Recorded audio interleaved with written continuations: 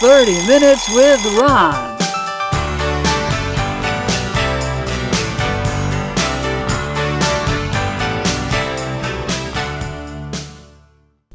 Hi, I'm Ron Gagliardi. I'm the host of 30 Minutes with Ron. And before I introduce my guests, I have a special announcement to make. I want to give a shout out to some of the kids who I've been subbing for at Dodd Middle School and Cheshire High School. Because every so often when I mention I have a TV show, they say, whoa, he's got a TV show, thinking it must be broadcast, but it's wonderful at Cox Cable here. So anyway, shout out to all the kids who tune into my show and watch it for 10 or 12 seconds. Now that that's out of the way, we have two guests this evening. We have guest person number one, Mr. Jim Conroy. Pleased to see you, sir. Thanks for having me, Ron. Well, my pleasure. And guest person number two, Tony Ruggiero, or Ruggiero. As you wish. Yes. Thanks. Good to be here again. Yes, he was on twice. This is his second time. He survived the first time and actually was willing to come back the second time. All right, here we go. I met Mr. Jim Conroy in back of Dodd Middle School on the day of the election. And he was handing out some literature for one of his candidates. And I was visiting with some of the kids from the Young Democrats from Cheshire High School. And I thought he looked particularly lonely over there. And I said, you know, just because I'm a Democrat, that doesn't mean I can't go over and say hello to Republicans. I like Republicans. So we talked a little bit. And somebody came by and mentioned that he had done a book. And I talked to him about the book. And I said, that could be an interesting show. So we finally got everything together. And tonight's the night. Now, first of all, before we get to the book, tell me a little bit about you, because I know you live in Cheshire. I know you did a couple of books, but what's your life like? Where'd you grow up? I grew up in Cheshire, went to Chapman and Dodd, and went away to school and high school, and went to college in upstate New York at a small liberal arts college called Hobart, and spent several years in and out of the financial world. And then I was in some sales, and I've written a couple of books, so here I am. All right, we'll have to talk about the books a little more, because Okay. that's one of the reasons we're here. And Tony, how do you come to be on this set? I met Jim through the Cheshire CPFA, Cheshire Performing Fine Arts. I was recommended by the director, Joanne Plarchik, if I may say so, that we get together because I happen to be an artist, illustrator, and happens to be an author. So we met back just about a year ago, almost to the day. But how did you get to be an artist? I mean, artists aren't just how born. did I get to be an yes. artist? Well, How did that happen? Still a mystery. I'm a self-taught artist. I've been doing it for about 14 years. I came about being an artist because my job went away, just evaporated, and What was that job? that job was in training and development. Wrote, directed, and performed in front of a lot of unwilling people who went through training, sales and management training for a small company. Yeah. And so I looked for some work. I was a little advanced in age, you might say. Oh, you at can't the tell, time. though. I can't talk about age. No, you can't tell. Oh, I can't tell. Oh, thank you. And I looked around, and there were a few jobs. One was in Omaha for a director of training that I was looking for, and Tupelo. So I decided to retire from working, period. Yeah. And started drawing on my own. I'm a self-taught artist. Been teaching at the Arts Place here in Cheshire for about 12, 13 years. I teach drawing, realistic drawing, pen and ink, and perspective, and a number of different topics. We'll get more into that. We have some of your work here, so we got to show some of your work. But first, we got to talk about some books. Okay, your first book was a serious book. First book was a serious book about trade, tax, healthcare, and the Federal Reserve. Ah. Yes. All right. I have to get one of those for the collection. Okay. I'm the town historian emeritus of Cheshire. Okay. I have an extensive collection of Cheshire authors. Okay. So I'll have to buy a book of that, if you still have some, I do. and some of those. 'cause Okay, we gotta deal. we got to have an extensive collection, complete, everybody, right? All right, so you had that book. Yes. And then an idea occurred to you based on a childhood experience. No, I was at a Christmas party, and Oh, you were an adult at this time. this was 4 years ago. Oh, I missed that. All right. And tell I us. was at a Christmas party, and I tend to be the last one to leave, and this was the case this time. And my friend's son, who was about 4 at the time, wouldn't go to bed. So feeling creative at the time, I said, you know, little Joe, if you don't go to bed, Santa's going to skip this house. He says, what? And I said, yeah, I'm an elf. I'll go home and use my special phone. And you were able to convince him that you were an elf. Yes. You're kind of big for an elf. Well, I know, but they come in all shapes and sizes. Well, that's true. And so he went to bed, and the wife, my friend's wife, his mother, thanked me. And then the following year, I had a conversation with him coming home from dinner, and it was a 30-minute conversation about my duties as an elf. How many elves are there? 940. What's your number? I said 719. What's some of the things you do? I take care of one of the deer. Which one? And you have to prepare the answers, anticipating the question. And I pulled it off, and the mother literally turned around from the front seat and said, since you've written a book, why don't you write a book about this? And I said, I think I will. And so there's deer in the backyard where I live, and I sent a picture of it with a note from Santa, and he won show and tell at school. He brought it to school and was a big hero. He got a note from Santa. And so I decided to take ink to paper and came up, wrote a book, and it was pretty easy because it was from memory. Right. And I asked my publisher for an illustrator, and they put me in touch with one. And I used her for the first book. And a lot of people liked it. There's a little bit of an adult theme, romance between the teacher and me, but they really liked the kid's story. Mm-hmm. And they wanted a sequel, so I came up with a sequel. But I needed to find an illustrator because the one I used was in Oregon. And emails and phone calls, you just can't collaborate as well. Right. And I asked a friend at church, Valerie, and she put me in touch with Joanne, and Joanne called Tony, and here we are. And I think you agree, Tony, we've had a lot of fun doing this. We had a lot of fun doing this. Yeah. Oh, no doubt. If it ain't fun, don't do it. Right. Yeah, that's true. And he did a great job in a short time span because the book was supposed to come out the previous year. And this was May of last year, and you need to get done by July, Right, yeah. August. And the previous illustrator took about 8 months to do the illustrations. Tony did this in 3. So, and he's done a wonderful job. He's fast. He's quick. Oh. Yeah. So, Sure. All right, so now hold up the first book that was you and the illustrator from Oregon.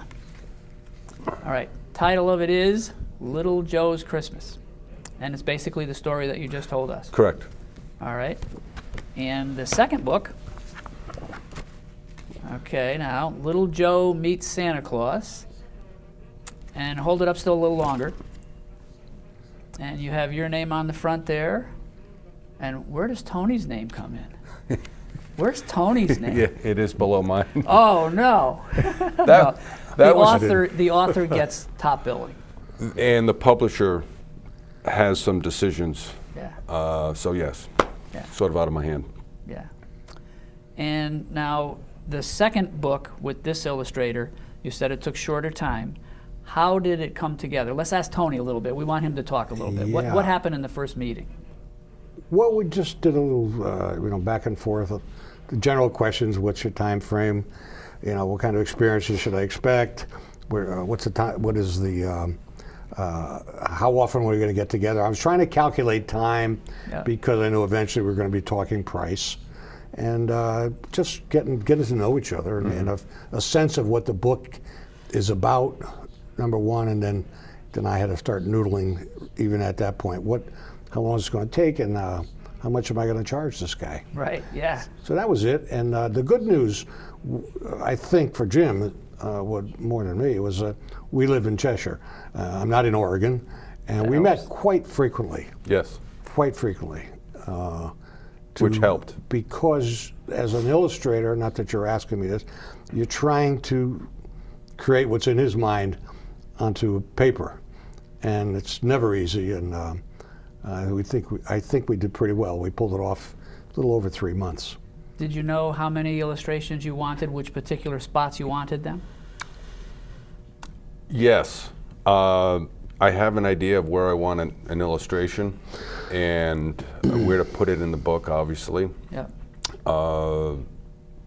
I originally wanted a few more, but I could do without them to meet the time frame. Mm-hmm. So I think we had, what, 18, 19 illustrations? Something like that. 19 Just almost- illustrations. I Yeah. probably wanted 21 or 23 that, you know, had we had more time, it would have been nice, but we didn't have that luxury. So, and you really don't miss the illustrations that aren't in there. So it's still a good book. It's the way it should be. Yeah. Now, when I was looking at your portfolio earlier, you had a rough sketch that you had shown to Jim? Oh, yeah, this is after the initial talk about each of Yep. the as we went through it, as each of the illustrations. Yep. You know, you end up with something like these. These are just rough Hold that sketches. toward the camera.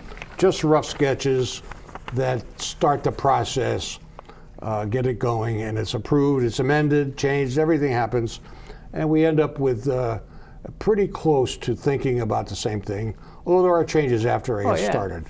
But that's pretty much the beginning of it, just scratching some stuff down. Okay, but now your style My is style. particularly not that type of illustration. Yeah, that was It's my pointillism. Pointillism, dots. Yep. I always say, that's nice. That's nice. Yeah. I have. Yeah, show us I an just example. keep getting into dots. I use dots. I use pen and ink primarily, although I do some pencil work. This is one that I did. Believe it or not, it started at a certain point and it ended 18 months later. Wow. I got tired of doing it. There are about 40 celebrities here. It's called The Good, Bad, and Ugly. And had a lot of fun doing it. And one of the things I do is I was selling these, and I would sell it to a person and say, I can put one of your favorite people in here, your husband, wife, son, daughter, which I did on occasion. My sons are in here too. I eliminate one, put it in, and charge them some exorbitant rate to of do course, that. yes. Of course. But they're all dots, every one, and people always ask me how many, and I always give them a number. Who knows? 1,327,000. Always close to that number, but that's it. Okay, That's now pretty you're much in what there I- someplace. Where are you? I am in here. Alfred Hitchcock is here, but the other Alfred Hitchcock, I did one myself. It's right here. My eyes. Your eyes. Yes. Can you tell? no. Meatball eyes. Yes. Anyway, I had some space to fill in, so Your there eyes. it is. All right. Okay. Cool. All right, so now we got this book. And the publisher, what's the name of the publisher? Inkwater Press. Inkwater Press. And now I've heard from you that there's other stories here, because you've gone with this child from when he was younger to when he was like preteen or teen, and you're thinking of other possibilities. Yes. I have book 3 and 4 and potentially 5, but 3 and 4 are pretty much in my head of a plot or a storyline. And that's just a matter of putting it on paper and getting it out there and seeing if he would like to do another illustrated, another book. How long does it take you to write?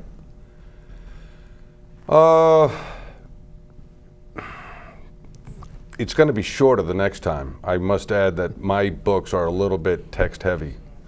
And while they're nice stories, I think I'm going to try and make it a little bit shorter. 7 pages on Word, 7 to 8 pages, and most children's Christmas books are 1 to 2 tops. But this is a real story, and then there's a few other stories going on because I have some friends. A friend of mine, Paul, used to be a New Haven cop, but there was a story with a cop with the family, so I put it in to, Beef it have up. some fun. Yep. And so there are some characters there that are real life in the book. And so yes, I do have a few more. Well, he's 9 now, so Right. maybe when he's 14 or 15, that's the 3rd book, and then somewhere maybe in college. And so there's a lot of potential there for some more books in this series. So Little Joe could end up Big Joe. Little Joe could end up, if I'm an elf and he goes up to meet Santa Claus and he gets a little coin from Santa, and in the book Santa says all elves have this, maybe there's a potential that Little Joe could become an elf himself, yes. Nice. Maybe not in the 3rd book or the 4th book, but maybe in the 5th one. Aha. So now there seems to be a proposal on the table here. Are you going to be on board for the next couple of books? That was the shortest conversation Jim and I had. I was going to say, thanks for bringing it up.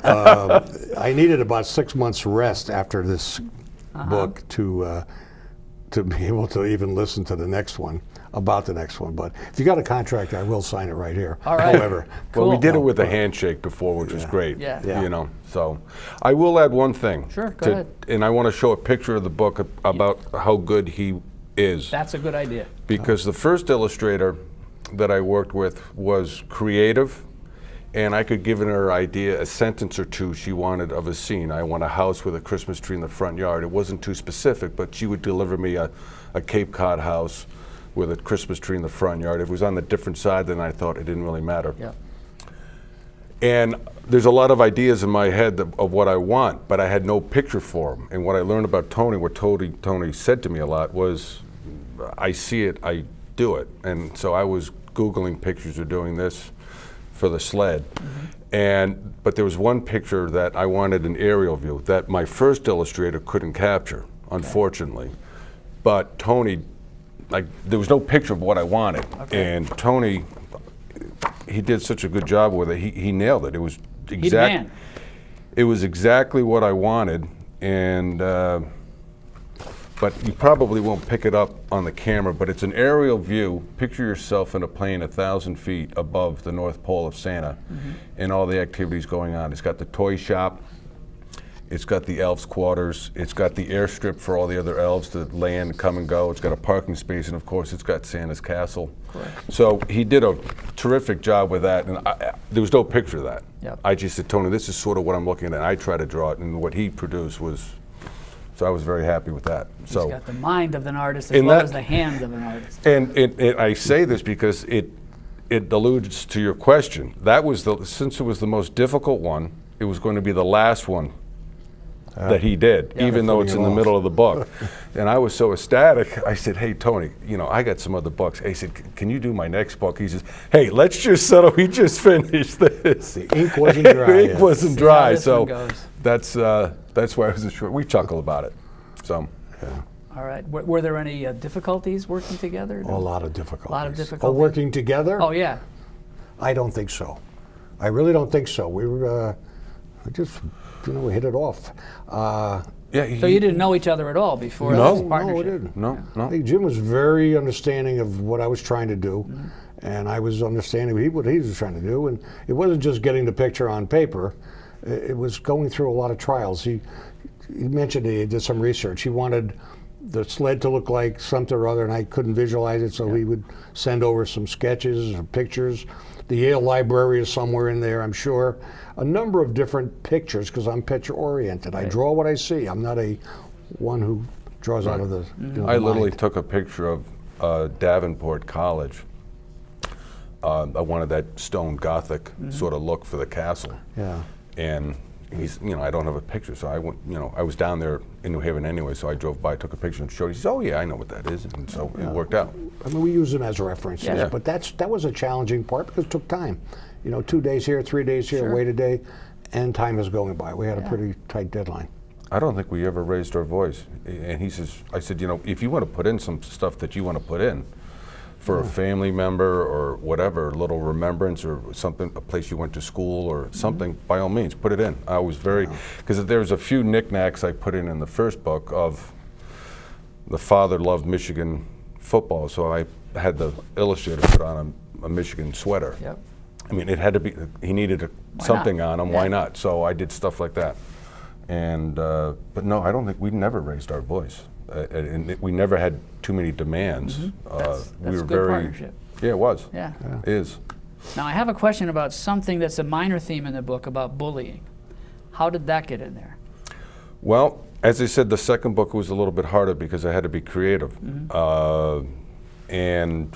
Or more creative than the first book, because the first book was out of memory. And a lot of people wanted a sequel, and I'm thinking of a theme and a plot, and it just so happened to be a time when I saw a lot of bullying in the news. And my aunt mentioned it to me one time in a phone call, and I just thought that was, any channel you turned on or in school or a newspaper you open up, there seemed to be some sort of bullying incident going on at school. And so I just addressed that. And some of the things that I wanted in the story, I I didn't know how to get little Joe to the North Pole. So the bullying was a nice vehicle to have that story wrapped around. So that's basically, and I just thought it goes on when you're 8 and 9 years old, so it was also age appropriate. And I just thought it was a good thing to write about. Have either of you ever been bullied? I have to say, Yeah. a long time ago. I probably was when I was a little kid in school and didn't really realize it, but Yeah. and I might have done it too, but I wasn't realizing it at the time. But I was not I wasn't really a bullying type of kid. Right. So That's good. I broke up more bullying incidences than I started. Yeah. Well, I have a little story about bullying that I sometimes bring up, which I would like to share with you. When I was a little kid, I was kind of puny, and I got bullied a lot. And I decided that I really didn't enjoy getting beat up. And so I thought, I got to figure out a way to stop this. I couldn't bribe anybody because I didn't have any money. And I realized that the kids who were bullying me in our school, they were called the hoods. And they wore black leather jackets and black engineer boots. And that's how you could tell these kids. Hood. And so I went to the head hood and I said, I got a proposal for you. I'm a pretty good artist, and I have this little set of cigarette pens. I don't know if you ever saw this when you were a kid, but they were all different colors, and the filter was the color of the ink. So I said to him, I'll tell you what, I will draw tattoos on your arms and wrists that you like, snakes wrapped around knives and stuff, if you guys stop bullying me. I mean, you don't want to break my fingers or anything, because then I can't do your tattoos. And so yeah, I think we could agree to that. So that was it. Yes. I became the tattoo artist to the hoods in my school. Oh my I God. didn't get bullied anymore. You made a deal. I did. I made a deal. Good Now, story. Mr. Tony, in that Yeah. portfolio, do Yes. you have one of the houses that you've done? I do not. You do not. How about the picture of the young ladies? I think I have some young ladies. Yes. Yeah. By the way, I've done maybe 50 buildings, home portraits, mostly dwellings, but a few businesses too. Yeah. I'm glad you mentioned that. But the two ladies you speak of might be this. Yes. Yes. Get it straight. Is it straight in there? It looks pretty good. Yep. Yeah. Pull that toward the camera over there. Yep. And Good. these are two young ladies that I was working with at one time. They got together and I took over 80 pictures of them. I just said, have some fun in my yard. Yeah. And they were just dancing around. They were 17 or 18 years old. And I captured a number of good shots, but this one got me. And I call it Don't Tell. And it's all dots as well, Yeah. as you might guess. Oh, yeah. But that's one of my favorites. I have a copy of that. You do. I do. It's hanging in the Sage Art Gallery as we speak. It is. It is, Oh my yes. God, I'm famous. In You the are. Sage Art Gallery. Yes, it is. Yes. It's not open yet, but someday it will be open, and people will see it. Okay. Are there any Well, other that's pictures good. in there you want to share? Well, Like yeah, I have a another few. one, but it's probably not in there. You did one of Lock 12. That's one of the first ones I did. Excellent work. Yeah, Lock 12. Well, here's one of a young lady, because these are prints. Yeah. This young lady, about 12 or 13, and that was her new horse, Cash. So her grandmother asked me to come up and take pictures. And she rode around, and then she kind of snuggled up to him. And I got this, one of my, I don't know much about horses except that I saw the picture, see the picture, draw the picture.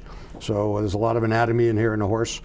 And I'm very pleased with it. But it's Yeah. it's an old one. This is a reduced size. This was about twice the size. And so that's another one I'm very happy with. Yeah, that's emotion. A girl and her I don't know if horse. you have Yeah. any others. I did this for a friend of mine who's no longer with us. He was a major Ray Charles fan, and he gave me a bunch of magazine covers. Hold it still. I'm sorry, I was That's looking okay. Well, at it. we'll see- forgive you. Okay. We want to make And sure it's he featured. wanted this, and he didn't say anything else. Just, I want this. He gave me a bunch of pictures, as I said. It's from magazines. So I did this of Ray Charles when he was younger, and then more recent at the time. Yeah. And that one, I made a few copies. He allowed me to, and I sold a number of these as prints. Cool. Yeah. Guess what? What? Dots. That's nice. Dots nice. That's nice. Now, you also did the John F. Kensett book that was done by Arts Place. Yes, and- CPFA. Yes, I did. John Kensett, very famous luminist, Hudson River, 19th century artist. Born in Cheshire. Born in Cheshire. Went to right Cheshire on- Academy for a little while. Went to Cheshire Academy, Yeah. yes, and his works are in most of the major, if not all, major museums, Yep. art museums in this country and internationally as well. Well, I have a little secret to share with you in the town of Cheshire. You've had it. You talked to him too? No. No. I discovered him years and years ago. Not that I was needing to discover him. I mean, he was a well-known artist, but not too many people in Cheshire knew about him. So I started doing some research, and I did a few events and stuff. And I decided that there should be some kind of a memoriam for John F. Kensett in Cheshire. So I wanted it to be a Kensett corner. And I thought the corner where St. Peter's Cemetery is on Route 10 and Main Street would be a good place. So I found out that for some reason, the Park and Rec Commission are the people that can allow this. I thought it would have been the town council. Good think, yeah. So I went to one of the town council people, and they said, you know, probably should be someplace down farther south, maybe where the Cheshire High School corner is. And so I went to the Park and Rec Commission. They agreed. So that corner is now called Kensett Corner. It is. And for years and years, I've been meaning to get a banner there, but I've been having trouble getting the state to let me put it on one of the state utility poles. And I'm trying to get permission to put it on the utility pole at Cheshire High School. And so Cool. sometime soon, the rest of the world will know that that's Kensett Corner. John Kensett. And I see by our timekeeper that we have a scant 30 seconds left. So I would like to thank you both for coming on the show and letting us know about these. They're available here and there on the internet. What was the name of the publisher? Inkwater Press. Inkwater Press. And thank you for sharing your stories. Thank you. It's great All right. to be here, Ron. Great to be here. And thank you Thanks. for tuning in, because if it's not for you tuning in, why would we even want to be here? Bye-bye.